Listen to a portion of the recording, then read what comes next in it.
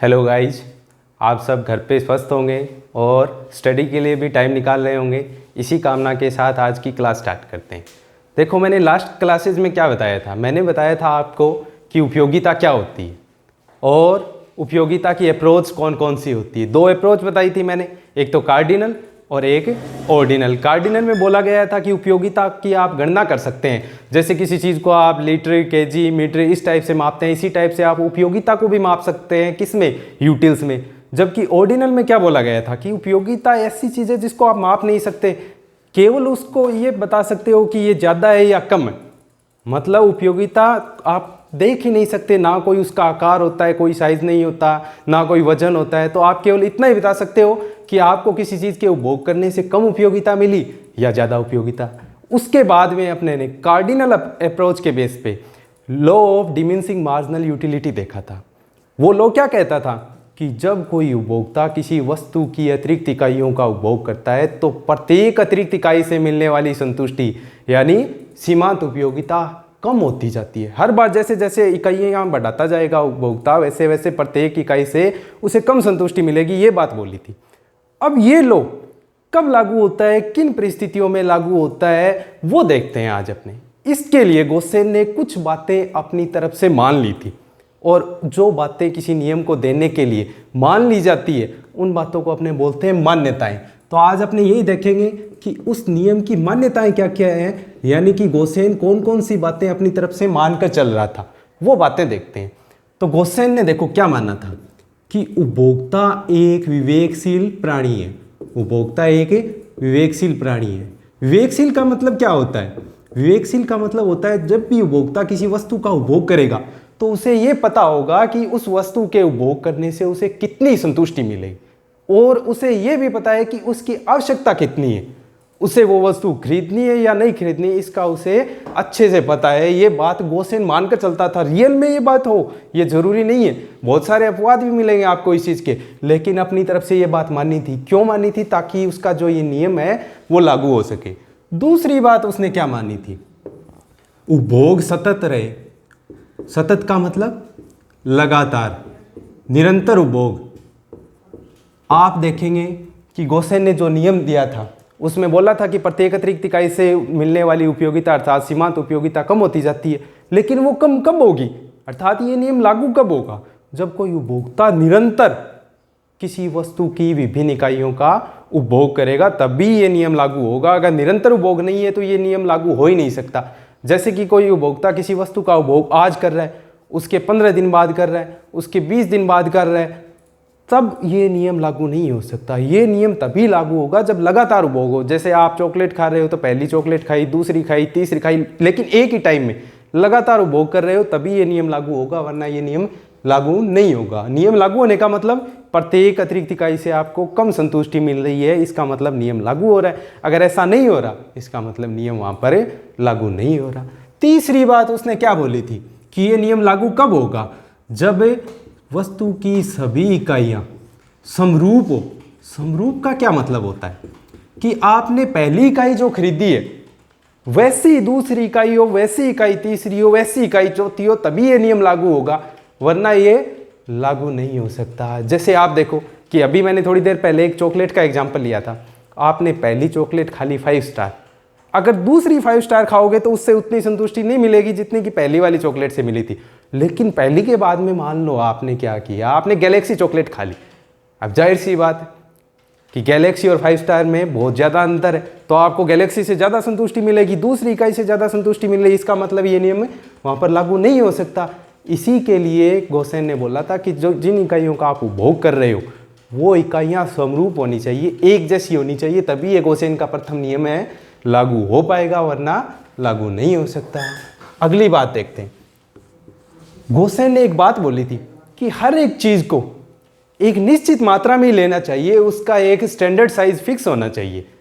हर एक वस्तु की जो उपभोग कर रहे हो आप, उसका एक स्टैंडर्ड साइज फिक्स होना चाहिए। इसका मतलब है जो उपभोग है उसकी मात्रा निश्चित होनी चाहिए या स्टैंडर्ड में होनी चाहिए, उसका साइज है वो फिक्स होना चाहिए। ऐसे नहीं कि कोई भी मात्रा का उपभोग करके आप देखोगे कि ये नियम लागू हो रहा है या नहीं हो रहा। कैसे?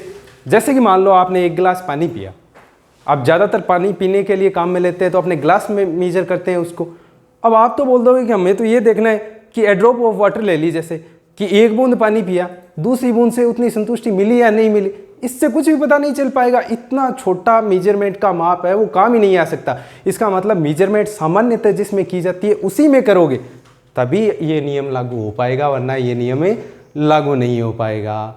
ये थी गोसेन के प्रथम नियम यानी सीमांत उपयोगिता ह्रास नियम की मान्यताएं। मतलब जिन बातों को मानकर चलेंगे अगर वैसा है तब तो ये नियम लागू होगा, अन्यथा ये नियम लागू नहीं हो सकता। अब देखते हैं इस नियम का महत्व क्या है, क्या काम आता है ये नियम, वो देखते हैं। तो सबसे पहले देखते हैं उपभोक्ता के लिए क्या महत्व है इसका। उपभोक्ता के लिए इस नियम का क्या महत्व है वो देखेंगे। अब इससे क्लियर हो जाएगा, आपको पता चल जाएगा कि उपभोक्ता के लिए बहुत ज़्यादा महत्व रखता है ये नियम। कैसे? जैसे कि उपभोक्ता किसी वस्तु की एक इकाई का उपभोग कर रहा है, मान लो एक इकाई खरीद ली उसने, अब उसे उस एक इकाई से कुछ सीमांत उपयोगिता भी प्राप्त हो रही होगी। जैसे कि मान लो उसको उससे सीमांत उपयोगिता प्राप्त हो रही है 10 यूटिल्स, उसको कितनी सीमांत उपयोगिता मिली उस इकाई से? 10 यूटिल्स। और उसकी कुछ प्राइस भी होगी, फ्री में कोई नहीं देगा, और जो चीज़ें फ्री में होती है उसको अपने इकोनॉमिक्स में शामिल ही नहीं करेंगे। इसका मतलब कुछ ना कुछ उसने चुकाया है उस इकाई को प्राप्त करने के लिए। जैसे कि मान लो उसने कितना चुकाया है? 1 रुपया चुकाया है उस इकाई को प्राप्त करने के लिए। इसका मतलब उसके लिए 1 रुपए की भी कुछ ना कुछ उपयोगिता तो होगी, बिना उपयोगिता के कुछ भी नहीं रखता उपभोक्ता अपने पास। जैसे अपने जूम कर लेते हैं, उस रुपए की सीमांत उपयोगिता है वो कितनी थी? 5 यूटिल्स। वो कितनी थी? 5 यूटिल्स। और 1 रुपए से जो वस्तु खरीद रहा है, जो इकाई खरीद रहा है, उससे उसे कितनी सीमांत उपयोगिता प्राप्त हो रही है? 10 यूटिल्स। तो ये सोचेगा, जाहिर सी बात है, यही सोचेगा कि मैं 1 रुपए से कोई वस्तु खरीद रहा हूं तो मेरे को उस 1 रुपए से ज्यादा उपयोगिता प्राप्त हो रही है। इसका मतलब उसे लगेगा कि मेरा फायदा हो रहा है। मैं वस्तु तो खरीद रहा हूं 1 रुपए की, उपयोगिता मिल रही है मेरे को 2 रुपए के समान, तो वो क्या करेगा? उपभोग को बढ़ा देगा। और कब तक बढ़ाता जाएगा? जब तक कि उसे उस वस्तु की इकाई से मिलने वाली सीमांत उपयोगिता है वो मुद्रा की सीमांत उपयोगिता के समान ना हो जाए। अपने मार्केट में जाते हैं, बहुत बार सामान खरीद कर लाते हैं, तो ये सोचते हैं मैंने ये 50 रुपए की वस्तु खरीदी लेकिन ये मेरे काम आई है 100 रुपए के बराबर। बहुत बार ऐसे बोलते हैं। इसका मतलब उसने जो वस्तु खरीदी उसके लिए उसने 50 रुपए चुकाए, लेकिन उससे जो उपयोगिता मिली उसे 100 रुपए के बराबर की उपयोगिता मिल गई। इसका मतलब ये। तो इससे आगे का एक चैप्टर है आपका मांग भी डिफाइन हो रही है आपकी, कि मतलब उपभोक्ता कब वस्तु ज़्यादा खरीदेगा और कब कम खरीदेगा, वो बात भी इस नियम के आधार पर पता चल जाएगी। अर्थात उपभोक्ता को ये पता चल जाएगा कि उसे कितना उपभोग करना है। ये इसके उपभोक्ता के लिए उसका महत्व हो गया। अब देखते हैं दूसरा महत्व इसके लिए, उत्पादक। अब आपको पता है उत्पादक विभिन्न प्रकार के उत्पादक होते हैं, मार्केट में अलग अलग प्रकार की वस्तुओं और सेवाओं का उत्पादन करते हैं। अब वो जो उत्पादन करते हैं तो वो क्या देखेंगे कि उत्पादन के लिए वो जो इकाइयाँ खरीद रहे हैं, उत्पादन करने के लिए भी बहुत कुछ खरीदना पड़ता है, जैसे कि रॉ मटेरियल, लेबर वगैरह भी लगाने पड़ते हैं। तो ये देखेगा कि मैं एक अतिरिक्त इकाई का उपभोग कर रहा हूँ तो उससे उत्पादन में मेरे को कितनी उपयोगिता प्राप्त हो रही है। उसे ज़्यादा उपयोगिता प्राप्त होती जाएगी तब तक वो कच्चे माल वगैरह का उपभोग बढ़ाता जाएगा, और जब उसे कम उपयोगिता प्राप्त होने लग जाएगी तब वो उपभोग को कम कर देगा। इसका मतलब उत्पादक को अपना फायदा और नुकसान भी इस नियम से पता चल सकता है। तीसरी बात, सरकार के लिए महत्व है। अब देखेंगे कि सरकार के लिए क्या महत्व है, यहाँ गवर्नमेंट कैसे आ गई बीच में इस नियम में। आपको पता है जब भी उत्पादन किया जाता है, विक्रय किया जाता है, गवर्नमेंट क्या करती है? टैक्स वसूल करती है। लोगों की जितनी इनकम होती है उस पर डायरेक्ट टैक्स, इनकम टैक्स लगाती है। तो वो टैक्स कैसे लगाती है? अब गवर्नमेंट ने कुछ रूल फिक्स कर रखे हैं कि जैसे कि 5 लाख रुपए तक की इनकम वालों को टैक्स नहीं देना पड़ेगा, 4 लाख रुपए तक की इनकम वालों को टैक्स नहीं देना पड़ेगा। चेंज होते रहते हैं हर साल ये नियम। ये किस बेस पे होते हैं? ज़्यादा पैसे वालों से ही ज़्यादा टैक्स क्यों लिया जाता है? एक बात सोचो आप, गोसेन ने क्या बोला था कि किसी वस्तु की अतिरिक्त इकाइयाँ हमेशा कम सीमांत उपयोगिता देती है। इसका मतलब गरीबों के पास कम इकाइयाँ होती है तो उनके लिए उपयोगिता ज़्यादा होती है उस रुपए की, और अमीरों के पास रुपए की बहुत सारी इकाइयाँ होती है। इसका मतलब उनके पास एक अतिरिक्त रुपए की जो वैल्यू है, उपयोगिता है, वो कम होती है। इसलिए अमीरों से टैक्स वसूला जाता है और गरीबों के लिए योजना बनाकर वो पैसा लगा दिया जाता है सरकार के द्वारा। इसी बेस पे हमारे भारत में गवर्नमेंट ने टैक्स फिक्स कर रखा है, चाहे वो डायरेक्ट टैक्स हो चाहे वो इनडायरेक्ट टैक्स हो। चौथी बात जो इसका अपवाद भी माना जा सकता है, हीरा पानी विरोधाभास, वाटर डायमंड पैराडॉक्स। ये क्या है? ये एक टाइप से अपवाद है इस नियम का, लेकिन इस अपवाद की उत्पत्ति भी इसी नियम की सहायता से हुई। आपने देखा है कि पृथ्वी पर पानी की बहुत ज़्यादा मात्रा है, कोई कमी नहीं है पानी की, लेकिन हीरों की मात्रा बहुत ही कम है, बहुत ही लिमिटेड मात्रा में पाए जाते हैं।